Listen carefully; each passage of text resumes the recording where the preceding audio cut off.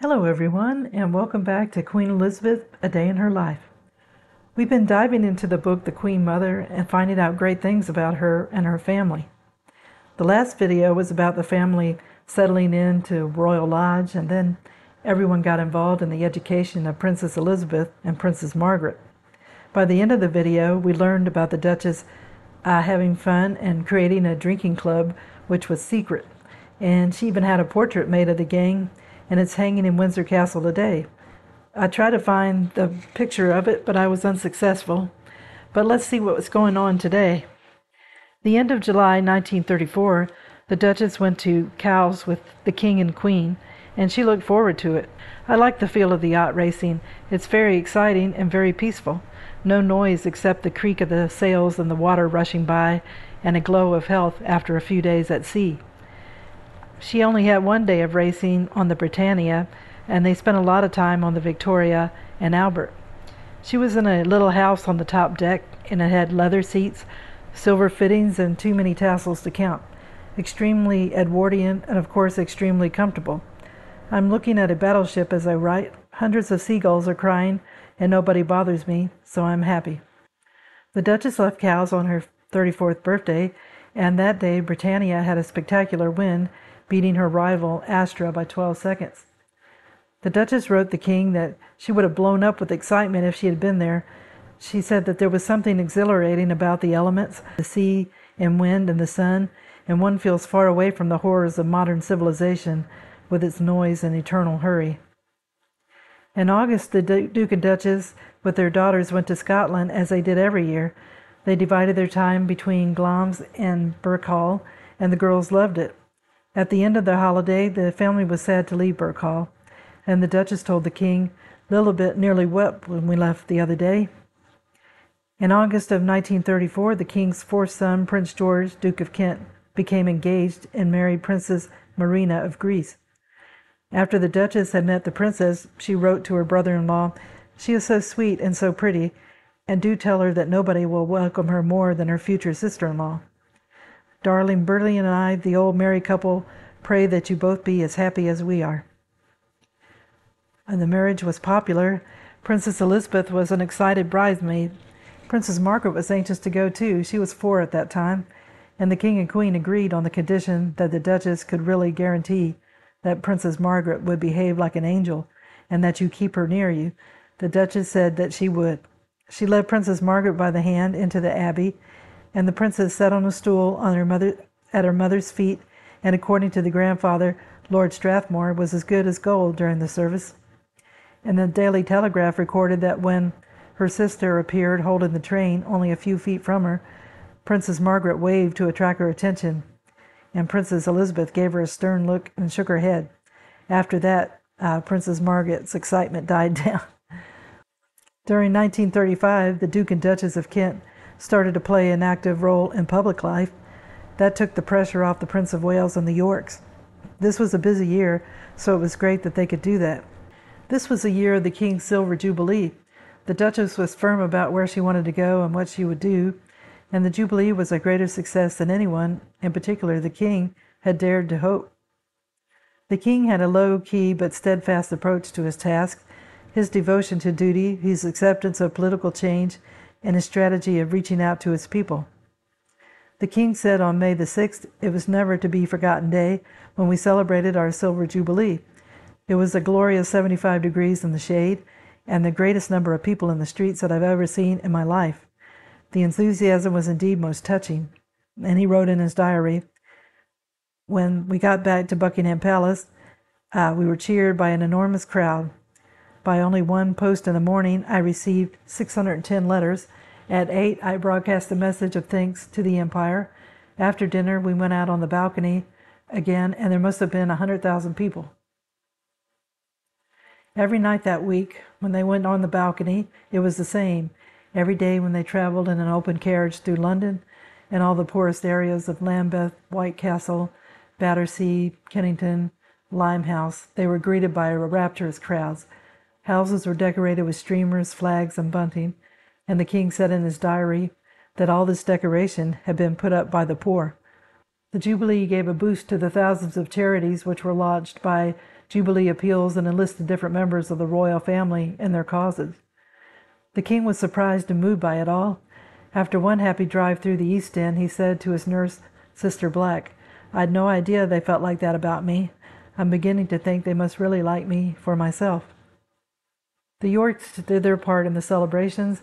On May 9th, they went in with the rest of the family to Westminster Hall, where the king received loyal addresses, and there were 2,000 people there. They sang the national anthem robustly and cheered wildly.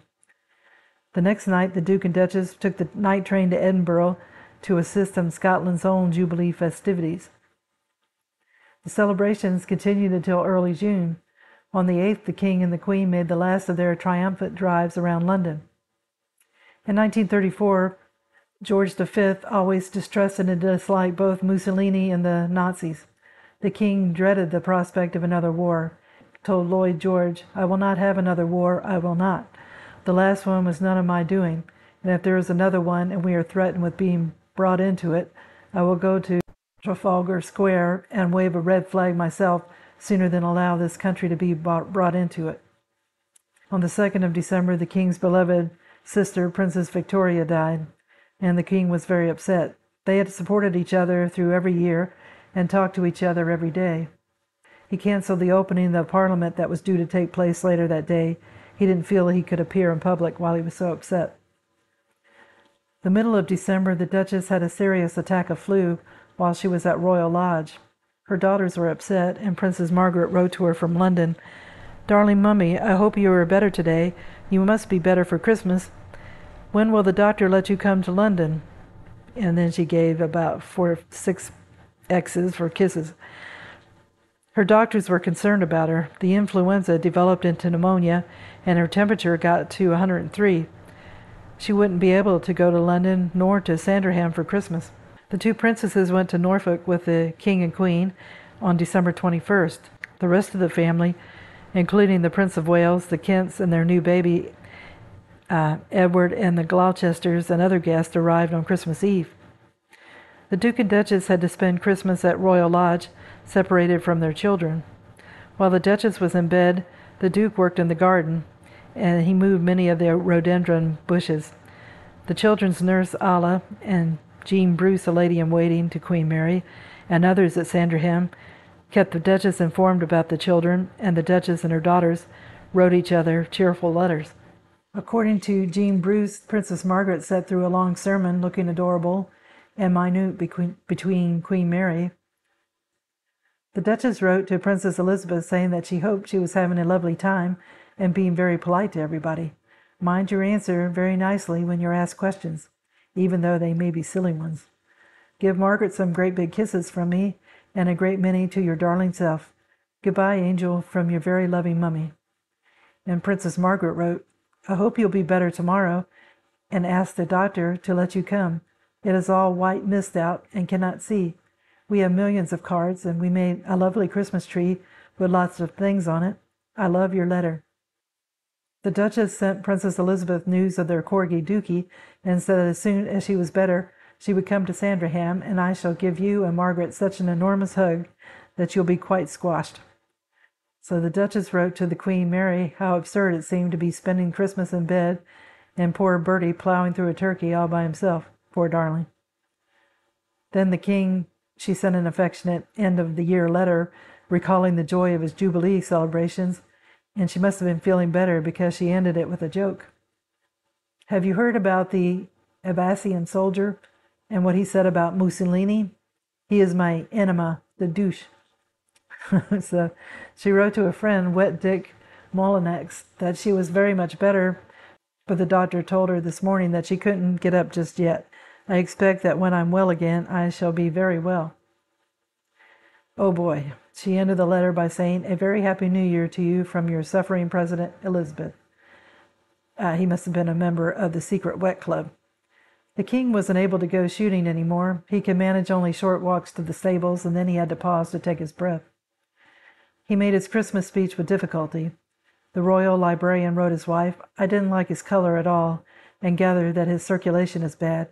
He said, in fact, I believe the machine is worn out, and I seriously doubt if we shall ever come here again. Poor dear man, he was ever so friendly and kind, but clearly tired out. Only his grandchildren caught his interest. He gave Princess Margaret a silver box that had belonged to Princess Victoria. After thanking him nicely, Princess Margaret said, "Grandpapa, I got such a good idea. If you fill the box with chocolates, I could eat them in the morning when I wake up."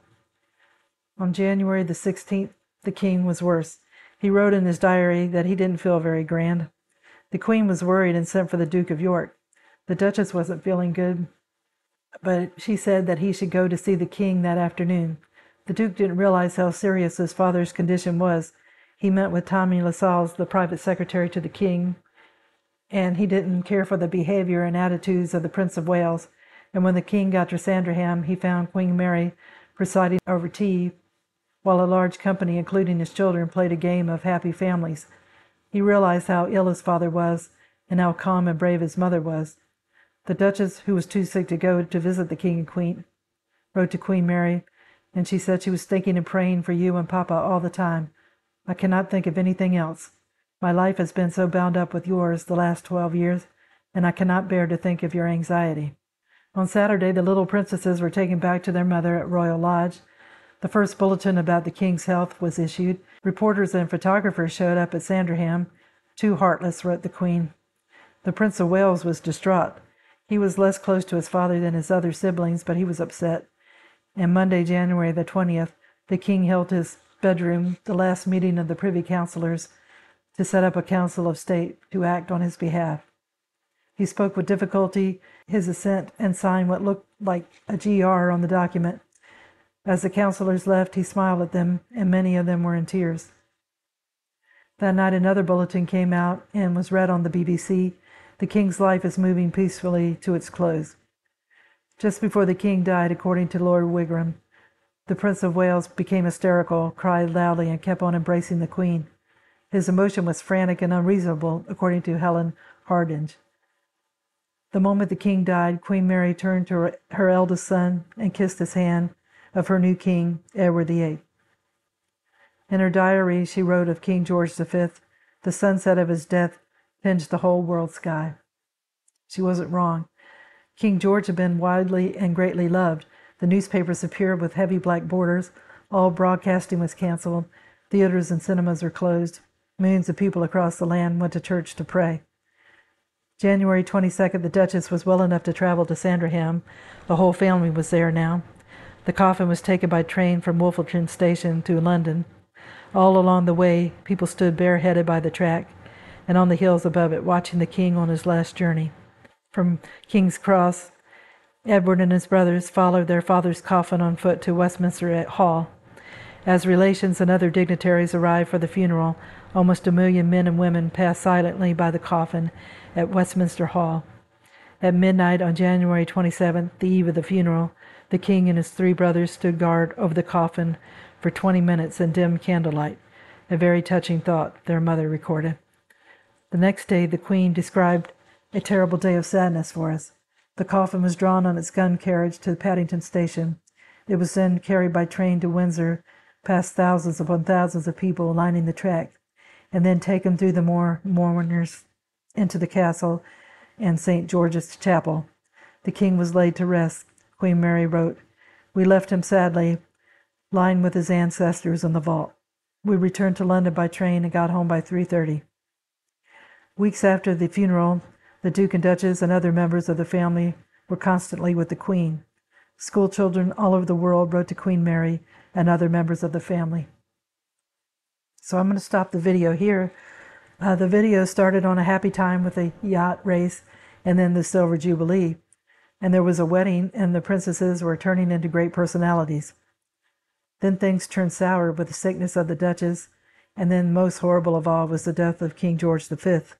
He was loved by his country, and they all turned out to say farewell to him. The family was very impressed with Queen Mary, who stayed strong through all the ordeal while the Prince of Wales fell apart. I guess he knew he was going to be king, and that probably scared him. But I hope you enjoyed the video, and if you did, if you could give it a thumbs up, it would be greatly appreciated. If you could subscribe, it would be nice too. So I hope everybody's been having a good day, and tune in again soon for another episode of Queen Elizabeth, A Day in Her Life. Thank you. Bye.